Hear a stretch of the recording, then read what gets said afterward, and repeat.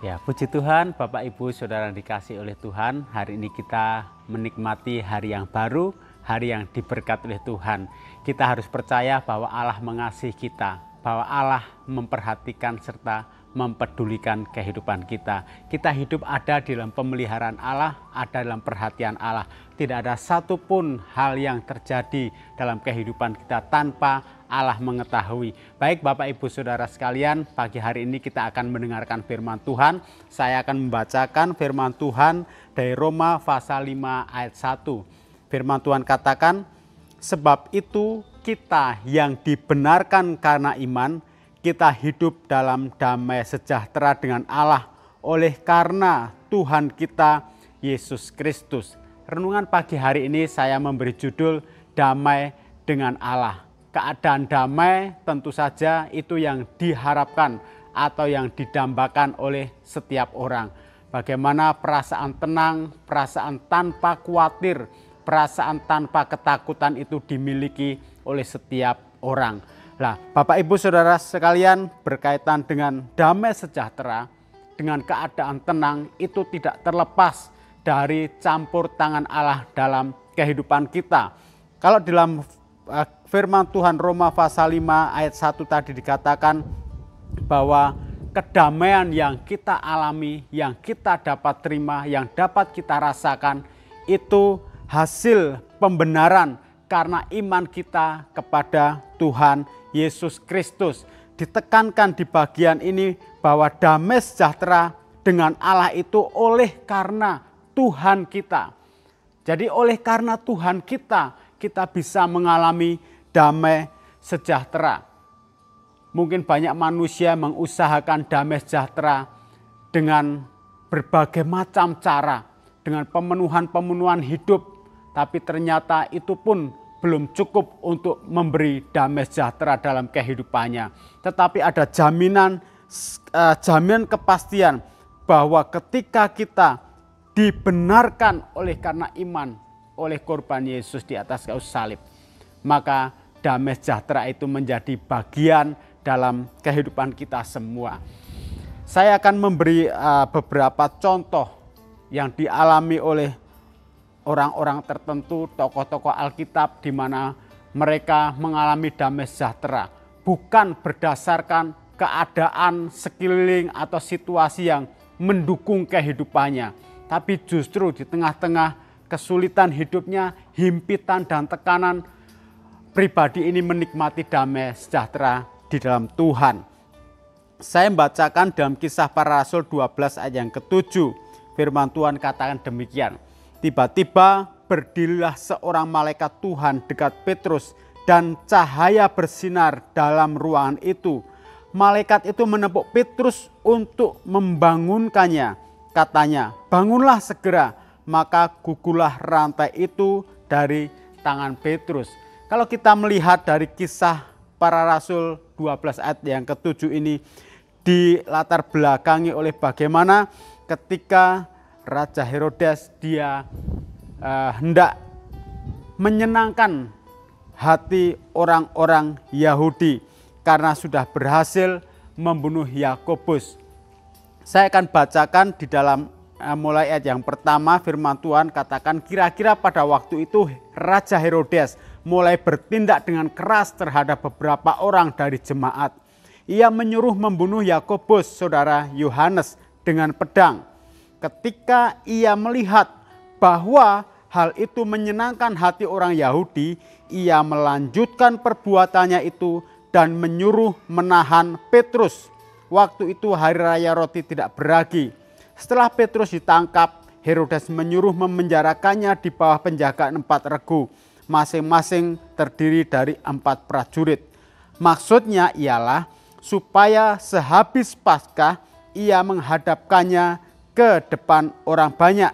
Demikianlah Petrus ditahan di dalam penjara, tetapi jemaat dengan tekun mendoakannya kepada Allah. Pada malam sebelum Herodes hendak menghadapkannya kepada orang banyak, Petrus tidur di antara 2 orang prajurit terbelenggu dengan 2 rantai. Selain itu, prajurit-prajurit pengawal sedang berkawal di muka pintu. Ayat yang ketujuh saya bacakan sekali lagi. Tiba-tiba berdirilah seorang malaikat Tuhan dekat Petrus dan cahaya bersinar dalam ruangan itu. Malaikat itu menepuk Petrus untuk membangunkannya. Katanya, bangunlah segera. Maka gugulah rantai itu dari tangan Petrus. Dari ketika Petrus diperhadapkan pada situasi yang sulit, ancaman kematian akan dia hadapi. Tetapi justru di tengah-tengah ancaman kematian itu, Petrus bisa menikmati damai sejahtera. Itu terbukti dari bagaimana dia bisa beristirahat, dia bisa tertidur pada waktu malam. Padahal keesokan harinya dia harus diperhadapkan kepada sidang yang akan memutuskan, yang akan memberi keputusan bahwa dia harus dihukum mati untuk menyenangkan orang-orang Yahudi. Seperti halnya kematian yang dialami oleh Yakobus. Dan Petrus ini kalau kita bisa, seandainya itu yang kita sedang alami, kita hadapi. Damai sejahtera yang Allah berikan di dalam hati Petrus saat dia menghadapi masalah dalam hidupnya, itu juga yang tersedia untuk setiap kehidupan kita, untuk kita menghadapi masalah-masalah dalam kehidupan kita. Mungkin Bapak Ibu Saudara hari-hari sedang dilanda oleh ketakutan, oleh kekhawatiran. Percaya saja bahwa Allah sudah menyediakan damai sejahtera oleh pembenarannya, oleh karena korban Kristus yang kita imani. Saya bandingkan dalam kisah juga yang kontras keadaan ini. Di dalam peristiwa di Taman Eden, di dalam Kejadian pasal yang ketiga yang ke-8, firman Tuhan katakan, ketika mereka mendengar bunyi langkah Tuhan, yaitu Adam dan Hawa mendengar bunyi langkah Tuhan Allah yang berjalan-jalan dalam taman itu pada waktu hari sejuk, bersembunyilah manusia dan istrinya itu terhadap Tuhan Allah di antara pohon-pohonan dalam taman. Kita lihat situasi Adam dan Hawa sangat berbeda dengan keadaan Petrus. Adam ada di kondisi yang serba mendukung, serba kecukupan, satu kondisi dan keadaannya ideal untuk sebuah kehidupan. Tetapi ternyata di tengah-tengah kondisi yang kondusif, ternyata justru Adam dan Hawa dia mengalami ketakutan. Mendengar langkah Tuhan saja mereka sudah ketakutan. Karena ada hubungan yang rusak, ada sesuatu yang belum dibereskan dalam kehidupannya. Saya bisa bergambaran juga dalam kehidupan kita sehari-hari yang sering kita alami, yang sering kita lihat. Ketika kita berbuat salah, ketika kita berbuat kekeliruan terhadap seseorang, mungkin orang itu tidak akan mengancam kita, tapi ketika kita ada dalam rumah saja, seandainya terdengar bunyi ketukan di pintu rumah kita, kita begitu ketakutan, khawatir akan ancaman atau akan tanggung jawab yang harus kita berikan, sanksi yang harus kita terima. Mungkin juga saat kita ada di perjalanan, terdengar kabar yang tidak menyenangkan, kita menjadi takut karena ada sesuatu hal yang belum kita bereskan. Seringkali pembenaran itu membuat kita merasa aman dimanapun kita berada, dalam situasi apapun juga. Jadi kalau hari-hari ini kita merasa dikuasai oleh ketakutan, mari kita izinkan damai sejahtera Allah yang sudah disediakan, yang tersedia bagi kita, itu menguasai hati kita. Dan damai sejahtera Allah itu yang sanggup menjaga hati serta pikiran kita tetap tenang. Puji Tuhan, renungan firman Tuhan kini boleh jadi berkat bagi kita semua. Pagi hari ini kita akan naikkan doa-doa syafaat kita kepada Tuhan, yang biarlah Allah mendengar setiap seruan doa kita dan pergumulan hidup kita. Mari kita datang pada Tuhan.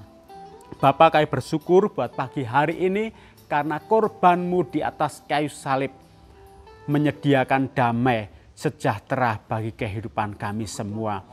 Kami menikmati anugerah yang besar, hidup tanpa tekanan dan ketakutan karena situasi dan keadaan sekeliling yang terjadi dalam kehidupan kami.